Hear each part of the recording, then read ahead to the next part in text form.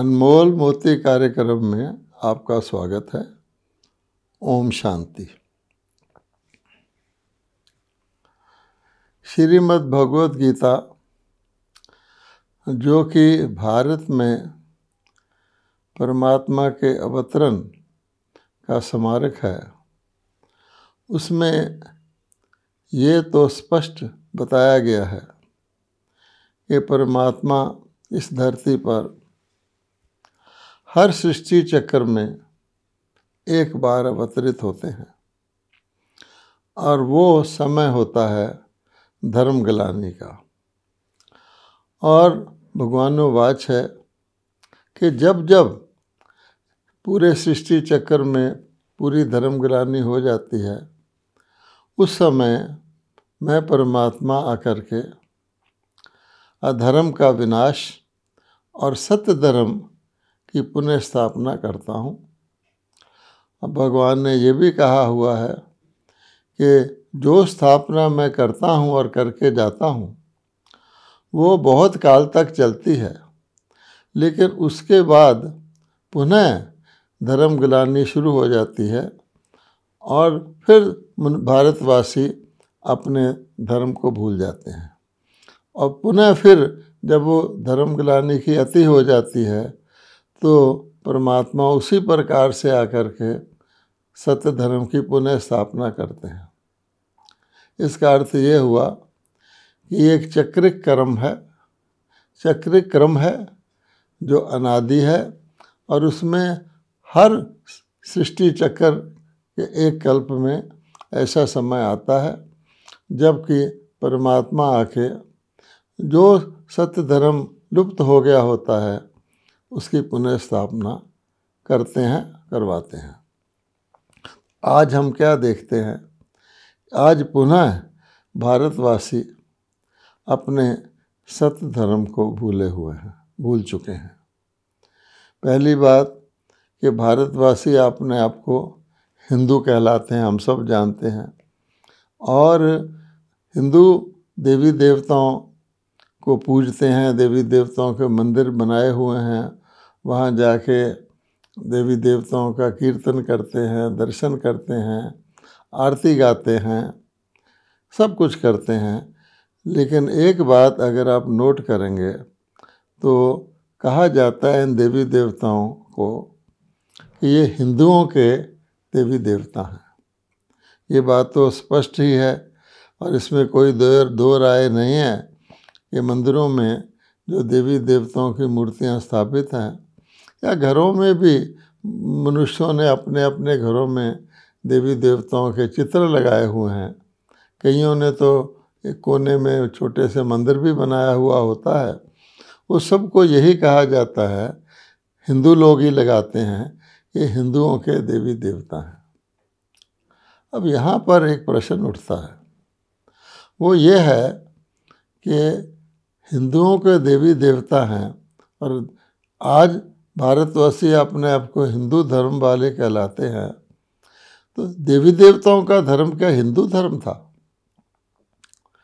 जब आप इस बात पे थोड़ा सा चिंतन करेंगे तो आप पाएंगे कि नहीं, हम कहते हैं हिंदुओं के देवी देवता, लेकिन देवी देवताओं को हम हिंदू नहीं कहते। अब यहाँ एक फ़र्क आ गया और उस फ़र्क को समझना इसलिए आवश्यक है कि हमें अच्छी तरह ये बात समझ में आ जाए कि भारत का जो हमारा प्राचीन धर्म था, जो स्वयं भगवान ने स्थापित कराया था, उसको हम भूल गए हैं और उसको भूलने के कारण ही हम अपने आप को हिंदू कहलाते हैं। इस पर बहुत लोगों की बहुत चर्चा हुई है। बहुत लोग इस बात को समझते भी हैं कि वास्तव में हिंदू कोई धर्म नहीं है। जानकारी के लिए, अपनी स्मृति को रिवाइज करने के लिए आप सोचिए कि कोई भी धर्म होता है, उसके धर्म का कोई स्थापक होता है। जैसे मुख्य तीन धर्म हैं दूसरे, ईसाई धर्म है, बुद्ध धर्म है, इस्लाम धर्म है, तो उनके अपने अपने स्थापकों का नाम हर एक को पता है।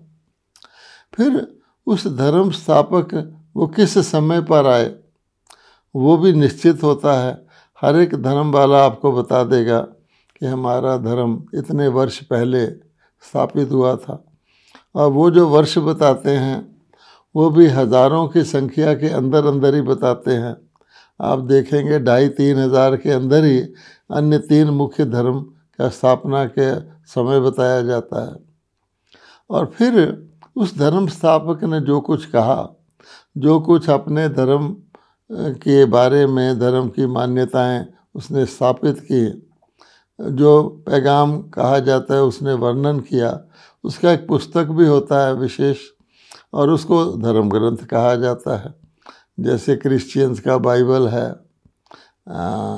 मुसलमानों का कुरान शरीफ है आदि। अब इसको अगर आप इस बात को हिंदुओं पर लागू करेंगे तो बात बैठेगी नहीं, क्योंकि ना तो हिंदुओं को अपने धर्म के स्थापक का नाम पता है और ना उसके समय का नाम पता है। हिंदू कोई नहीं बताएगा कि मेरा धर्म उसने स्थापित किया था। और समय के लिए वो क्या कह देते हैं कि ये तो आदि सनातन है। अब ये आदि सनातन कोई समय का प्रतीक नहीं है, ये बताता है कि आदि मैंने शुरू का है, सनातन मैंने पुराने से पुराना है, लेकिन कब स्थापित हुआ वो बात नहीं कहते। फिर इसका पुस्तक कौन सा है? जब स्थापक का नाम भी नहीं पता, कितने वर्ष पहले स्थापित किया ये भी नहीं पता, तो हिंदू फिर क्या कह देते हैं? हमारे तो अनेक वेद, पुराण, उपनिषद, ग्रंथ, महाभारत, रामायण, भागवत बहुत कुछ हैं। बहुत खुशी से कहते हैं कि औरों का तो एक धर्म शास्त्र होता है, हमारे तो अनेक हैं। लेकिन वास्तव में हम समझ सकते हैं कि सारे के सारे धर्म शास्त्र धर्म स्थापकों के लिखे हुए तो नहीं हैं। ना हिंदू मानते हैं कि फलाने शास्त्र में हमारे धर्म की स्थापना का वर्णन है। इसलिए हिंदू नाम हमने रख लिया है, और सब लोग इतिहासकार बताते हैं कि ये नाम विदेशियों ने, दूसरे देश वालों ने भारतवासियों को संबोधित करने के लिए कहा कि सिंधु नदी थी, उसके आसपास के लोग जो थे उसको विदेशी लोग हिंदू कहते थे। तो जैसे हिंदुस्तान नाम कहना शुरू कर दिया तो स्थान के ऊपर ही धर्म का नाम रख लिया। अब यूरोपवासी यूरोपियन है तो उनका नाम यूरोपियन कहलाते हैं, लेकिन उनका धर्म तो यूरोपियन नहीं होता। अब हम इस विवाद में ना जाकर, इस डिटेल में ना जाकर, इस बात को आज की ग्राउंड रियलिटी क्या है उसको हम देखते हैं। तो हम देखेंगे, हम हिंदू कहलाने वाले भारतवासी भगवान को मानते तो हैं, धर्म को भी मानते हैं, बहुत धार्मिक कहलाए जाते हैं, और हिंदुओं के तो अनेक भगवान भी माने जाते हैं। लेकिन हम मानते तो हैं पर जानते नहीं हैं। अब बिना जाने के मानना, इसको क्या कहा जाएगा? इसको कहा जाएगा भावना के से मानना, श्रद्धा से मानना, विश्वास रखना। लेकिन ज्ञान युक्त विश्वास नहीं रखते, यथार्थ विश्वास नहीं रखते। इसको हम अंधविश्वास भी कह सकते हैं। किसी चीज़ को बिना जाने, बिना समझे उसको कुछ मान लेना, इसको अंधविश्वास कहा जाता है। तो इसलिए हम जैसे कि मानते हैं और जानते नहीं हैं, तो हम आस्तिक ठहरे या नास्तिक ठहरे। तो मानने के हिसाब से तो हम आस्तिक हो गए, लेकिन बिना जानने मानने के हिसाब से हम नास्तिकों के बराबर ही हो गए। इसीलिए आप देखेंगे कि आज की स्थिति में काफ़ी काल से आप देखेंगे, सदियों से, युगों से भारतवासी अनेक प्रकार के कर्म कांड करते हैं, भक्ति करते हैं, पूजा करते हैं, जप तप दान तीर्थ आदि करते हैं, देवताओं के मंदिरों में जाकर के महिमा करते हैं और मंदिरों में अपनी निंदा करते हैं। ये भी आप देखिए, हम क्या करते हैं जाके मंदिरों में, हिंदू भगत क्या करते हैं, देवताओं की मूर्ति के आगे जाएंगे और आप सर्वगुण संपन्न हो, सर्वगुण संपन्न हो, सभी गुण आप में हैं, आप संपूर्ण निर्विकारी हो। देवताओं को कहेंगे आपके अंदर कोई भी विषय विकार नहीं है, मर्यादा पुरुषोत्तम हो, अर्थात आप मर्यादाओं का पालन करने वाले हो, अहिंसा परमो धर्म में विश्वास करने वाले हो, क्योंकि हिंदू लोग जो हैं वो हिंसा आदि को खराब गिनते हैं। आप जानते हैं सबसे ज़्यादा शाकाहारी हिंदू ही होते हैं।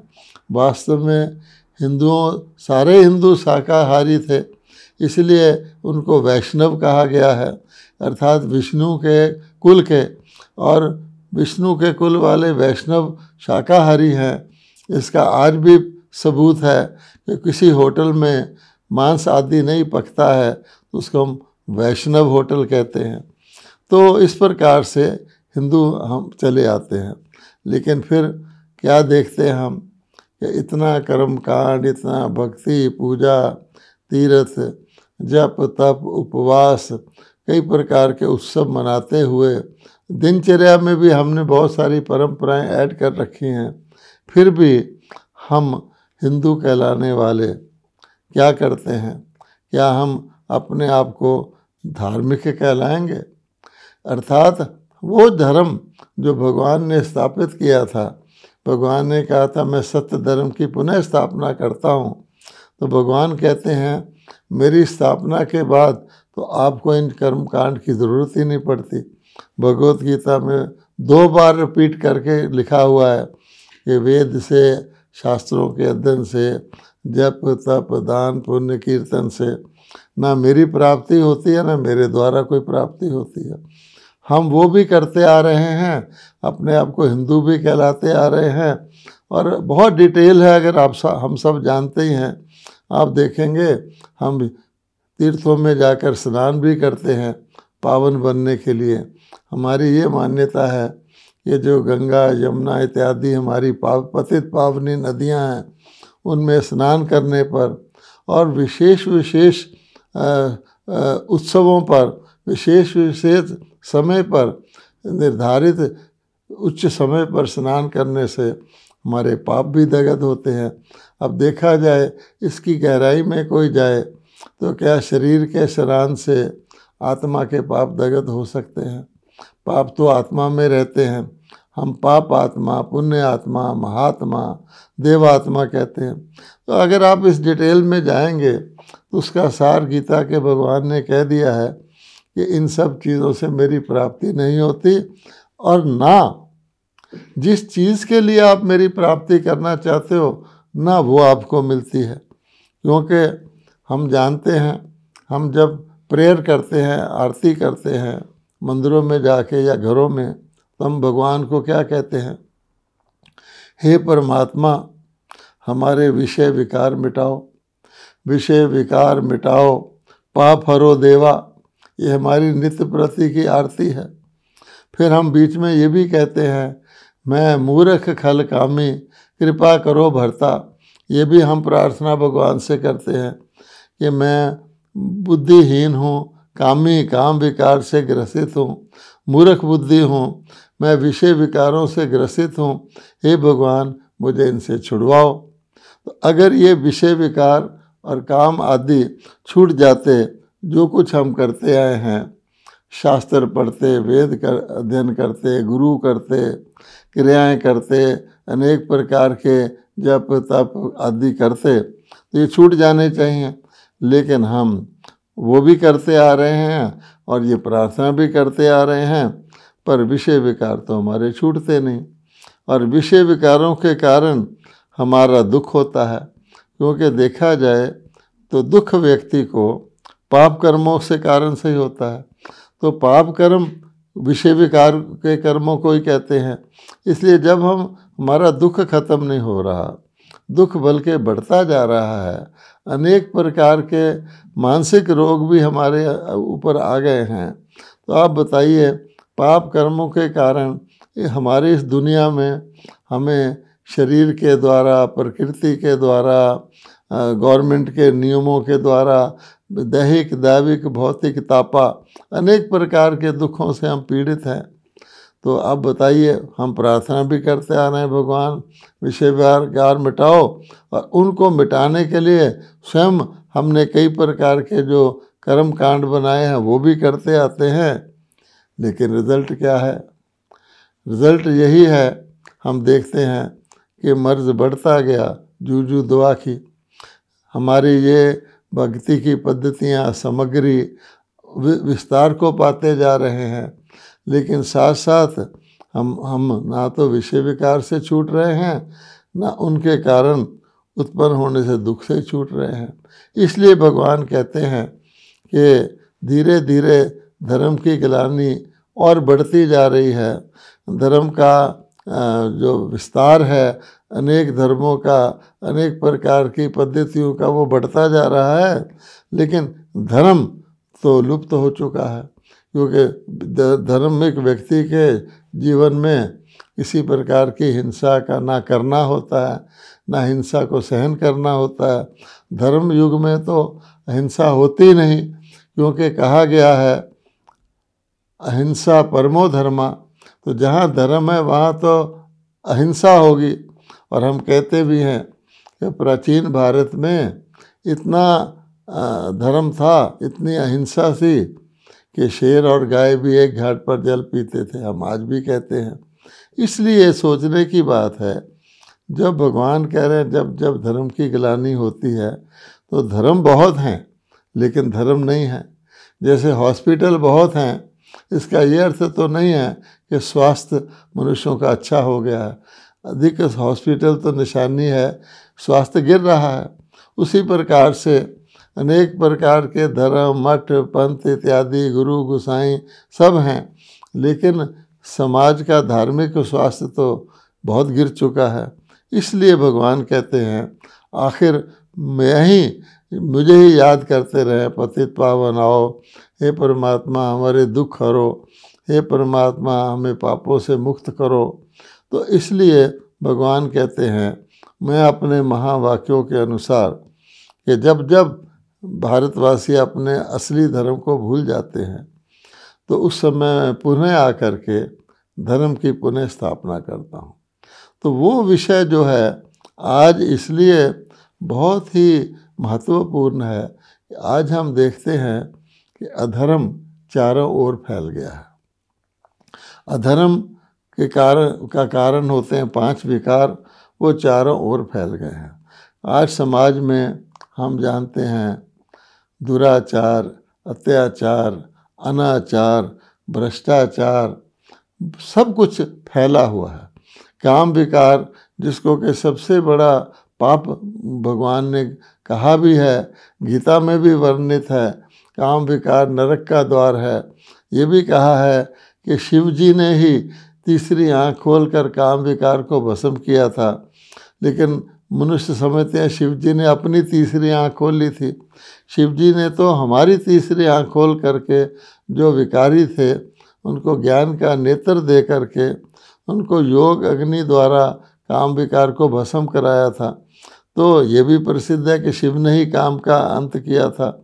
तो आज काम विकार इतना फैला हुआ है, तो आप देखेंगे कि भारत की हर नारी की इज्जत खतरे में है। नित्य प्रति काम विकार के अति घिनौने रूप के हम समाचार सुनते रहते हैं। इसलिए भगवान कहते हैं कि ये जो काम के साथ क्रोध है, लोभ है, मोह है, अहंकार है, ये 5 विकार ही अधर्म हैं। ये 5 विकार ही हिंसा के रूप हैं। ये 5 विकार ही पाप का रूप हैं, और ये 5 विकार ही हमें दूर करने हैं। तो भगवान ही दूर करता है, वो गीता का भगवान कहते हैं। इसलिए अगर आप गौर से सोचेंगे तो इस बात को हमें सीरियसली सोचना चाहिए कि जिन चीज़ों को हम धर्म कर्म कहते हैं वो वास्तव में धर्म कर्म है, या एक प्रकार की प्रथाएं या एक प्रकार के कर्म कांड चले आ रहे हैं, लेकिन उनके द्वारा कोई व्यक्ति की प्रवृत्ति बदल करके धार्मिक हो जाए, ऐसा नहीं है।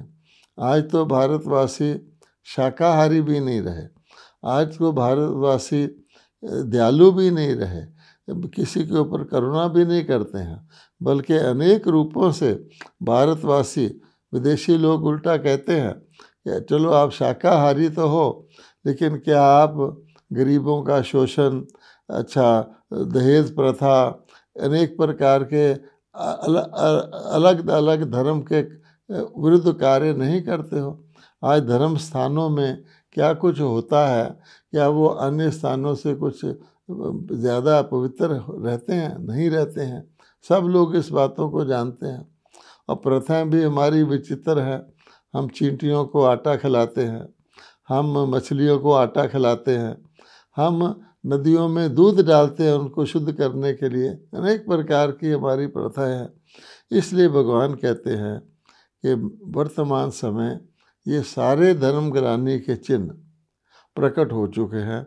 हर व्यक्ति इनसे परिचित है, हर व्यक्ति समझता है, लेकिन उसको इनका कुछ उपाय नहीं मिलता है। एक होता है किसी चीज़ की एक प्रकार का जिसको कहते हैं समस्या, और समस्या को तो समझ भी गए हैं, लेकिन समस्या का समाधान नहीं मिलता है। तो भगवान कहते हैं मैं ही पतित पावन, मुझे ही याद करते आते हैं। मैं ही मुक्ति दाता हूँ, दुखों से बंधनों से मुक्ति दाता हूँ। मेरे पास ही तीनों कालों तीनों लोकों का ज्ञान है।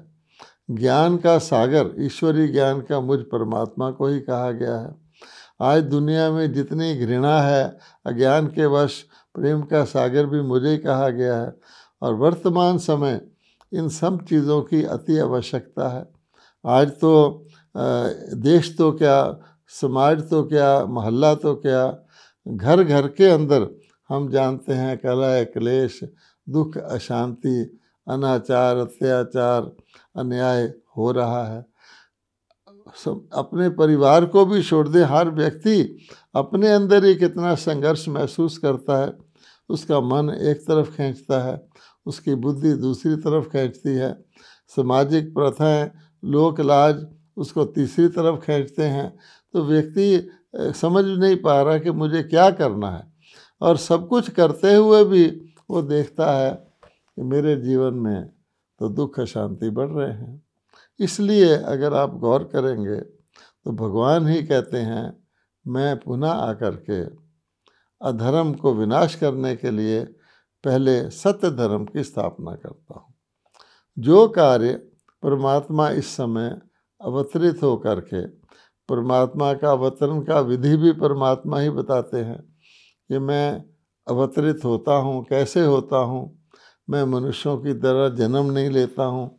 मैंने गीता में वर्णित है कि मैं पर काय प्रवेश करके शरीर रूपी रथ में अवतरित होता हूँ। किसी अन्य आत्मा के रथ में, शरीर रूपी रथ में अवतरित होकर उसके मुख अरविंद द्वारा मैं ज्ञान सुनाता हूँ। और ये भी भगवत गीता में कहा, साफ साफ कहा हुआ है अध्याय 3 में कि कल्प के आदि में, अर्थात पिछले कल्प के अंत में, इन दोनों कल्पों के संधि काल में मैं परमात्मा ब्रह्मा जी के द्वारा यज्ञ रचता हूँ। अब ब्रह्मा जी के मुख द्वारा ही ब्राह्मण निकलते हैं। सब मानते हैं कि सच्चे ब्राह्मण ब्रह्मा जी के मुख वंशावली थे, अर्थात उनके मुख द्वारा मैं गीता ज्ञान सिखाता हूँ, सुनाता हूँ, ईश्वरी राजयोग की विधि बताता हूँ। फिर खास बात, उस यज्ञ से ही देवता उत्पन्न होते हैं और उन्नति को पाते हैं। अर्थात वो जो आदि सनातन देवी देवता धर्म था, मनुष्यों ने उसमें से देवी देवता उड़ा दिया। अब उसको आदि सनातन धर्म कहते आ रहे हैं, क्योंकि देवी देवताओं जैसे गुण उन्होंने रहे नहीं। तो भगवान कहते हैं मैं आकर के आदि सनातन देवी देवता धर्म की पुनः स्थापना करता हूँ। और क्योंकि मैं परमात्मा करता हूँ, और मैं जिस विधि से करता हूँ, जो ज्ञान सुनाता हूँ, उसमें भगवानोवाच कहा हुआ है, और वो भगवत गीता है। भगवत गीता ही तुम्हारा धर्मशास्त्र है, जिसके द्वारा भगवान कहते हैं मैं पहले ब्राह्मण और फिर देवता बनाता हूँ। ब्राह्मण अर्थात तुमको ज्ञान योग की शिक्षा देता हूँ। इसीलिए तुम गाते भी हो, वंदना करते हो देवताओं से पहले ब्राह्मणों की। ब्राह्मण देवी देवाय नमः। तो ये सारी बात भगवान कहते हैं मैं आकर के वर्तमान समय सुना रहा हूँ। वही गीता वृत्तांत हूबहू पुनरावृत्त हो रहा है। भगवान कहते मैं तुमको पुनः बता रहा हूँ जो मैंने गीता में पहले भी बताया था कि सारी धर्मग्लानि शुरू होती है अपने आप को आत्मा की जगह शरीर मानने से। मैंने जो देवी देवता धर्म स्थापित किया था उसका आधार था कि तुम आत्मा हो। आज भी गीता को पढ़ लेंगे तो प्रथम अध्याय में यही बात कही गई है, तुम आत्मा हो, तुम शाश्वत हो, तुम अजर अमर अविनाशी हो। शरीर नश्वर है पर आत्मा को आग जला नहीं सकती, तलवार काट नहीं सकती, इत्यादि इत्यादि। तो जब तक तुम आत्मा मानते रहे, आत्मा अनादि है, अमर है, तो ये देवलोक भारत कहलाता रहा, अमरलोक कहलाता रहा। लेकिन बीच में आकर, द्वापर युग में आकर, आज भी गीता पढ़ लें तो उसमें लिखा हुआ कि रजोगुण से काम विकार की उत्पत्ति होती है। इसका अर्थ यह है कि रजोगुण से पहले सत्व गुण में काम विकार नहीं होता है। तो ये सारी बात भगवान कहते हैं मैं वर्तमान समय समझा करके भारतवासियों को पुनः सच्ची गीता सुना करके मनुष्य से देवता बनाने के लिए पुरुषार्थ करा रहा हूँ। उनको ईश्वरीय ज्ञान, ईश्वरीय राजयोग, दैवी गुणों की धारणा और अन्य आत्माओं को भी ईश्वरीय संदेश देने की सेवा, ये तीनों कार्य करवा रहा हूँ। और दूसरी तरफ आप देखेंगे कि प्राणी सृष्टि का महाविनाश भी परमाणु शस्त्रों, प्राकृतिक आपदाओं आदि के द्वारा बिल्कुल तैयार खड़ा है। उससे पहले जो भी आत्मा इस बात को सुन रही हो, लाखों भारतवासी और विदेश के भाई बहन भी वर्तमान समय आने वाली दुनिया के लिए सत्य धर्म का पालन कर रहे हैं, वो इस बात को सुनकर अधिक जानकारी के लिए ब्रह्मा कुमारी से संपर्क करें। इसी में कल्याण है। ओम शांति।